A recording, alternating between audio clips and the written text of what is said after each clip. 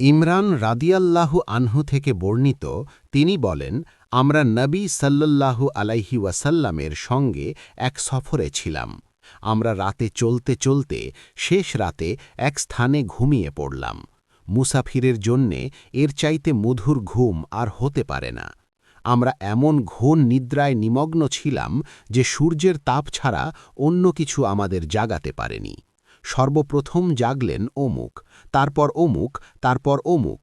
রাবি আবু রাজা রহমাতুল্লাহি আলাইহি তাদের সবাইর নাম নিয়েছিলেন, কিন্তু আউফ রহমাতুল্লাহি আলাইহি তাদের নাম মনে রাখতে পারেননি।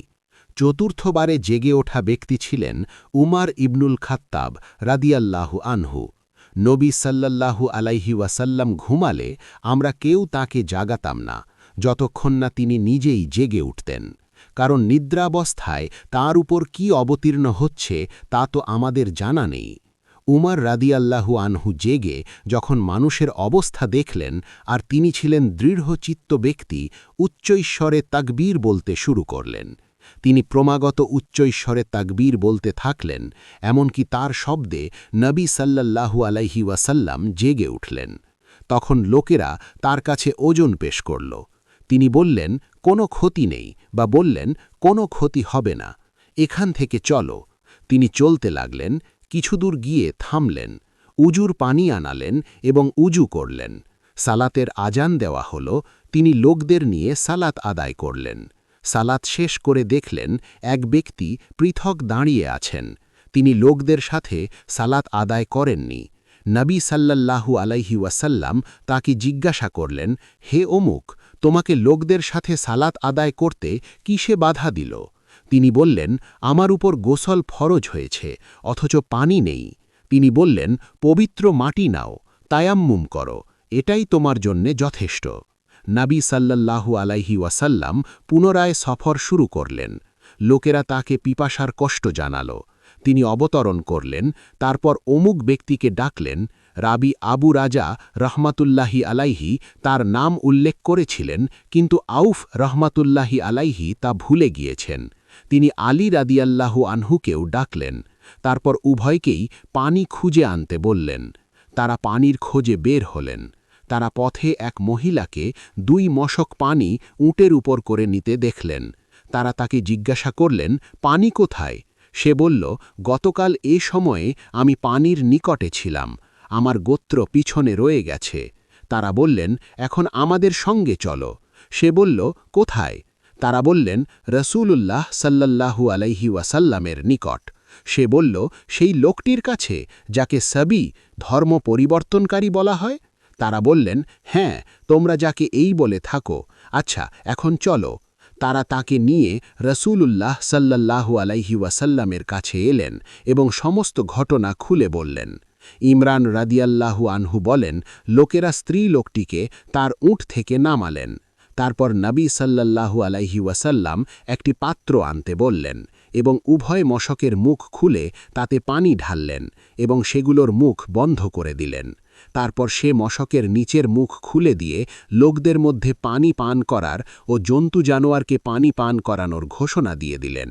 তাদের মধ্যে যার ইচ্ছা পানি পান করলেন ও জন্তুকে পান করালেন। অবশেষে যে ব্যক্তির গোসলের দরকার ছিল তাকেও এক পাত্র পানি দিয়ে নবী সাল্লাল্লাহু আলাইহি ওয়াসাল্লাম বললেন, এ পানি নিয়ে যাও এবং গোসল সারো। ওই মহিলা দাঁড়িয়ে দেখছিল যে তার পানি নিয়ে কি করা হচ্ছে। আল্লাহর কসম, যখন তার থেকে পানি নেওয়া শেষ হল, তখন আমাদের মনে হল মশকগুলো পূর্বাপেক্ষা অধিক ভর্তি। তারপর নবী সাল্লাল্লাহু আলাইহি ওয়াসাল্লাম বললেন, মহিলার জন্যে কিছু একত্র করো। লোকেরা মহিলার জন্যে আজুয়া, বিশেষ খেজুর, আটা ও ছাতু এনে একত্র করলেন।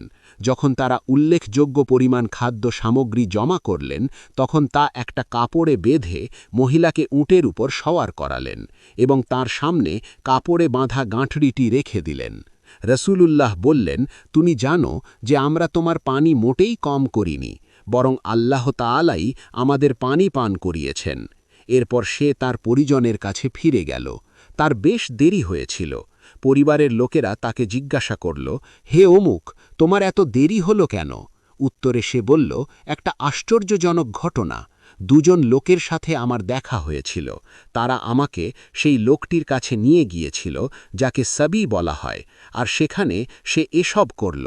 এ বলে সে মধ্যমা আর তর্জনী আঙুল দিয়ে আসমান ও জমিনের দিকে ইশারা করে বলল, আল্লাহর কসম, সে এ দুটির মধ্যে সবচাইতে বড় জাদুকর, নয়তো সে বাস্তবেই আল্লাহর রাসূল। এ ঘটনার পর মুসলিমরা ওই মহিলার সাথে সম্পর্কযুক্ত গোত্রের আশেপাশের মুশরিকদের উপর হামলা করতেন, কিন্তু মহিলার সাথে সম্পর্কযুক্ত গোত্রের কোনো ক্ষতি করতেন না। একদিন মহিলা নিজের গোত্রকে বলল, আমার মনে হয় তারা ইচ্ছা করে তোমাদের নিষ্কৃতি দিচ্ছে। এসব দেখে কি তোমরা ইসলামের প্রতি আকৃষ্ট হবে না? তারা সবাই মহিলাটির কথা মেনে নিল এবং ইসলামে দাখিল হয়ে গেল। আবু আবদিল্লাহ রহমাতুল্লাহি আলাইহি বলেন, সাবা শব্দের অর্থ নিজের দিন ছেড়ে অন্যের দিন গ্রহণ করা। আবুল আলিয়া রহমাতুল্লাহি আলাইহি বলেন, সাবাইন হচ্ছে আহলে কিতাবের একটা দল যারা জাবুর কিতাব পড়ে। আসব শব্দের অর্থ ঝুঁকে পড়া। সূরা ইউসুফের ৩৩ নম্বর আয়াতে এ শব্দটি এসেছে। সহি বুখারী ৩৩৭।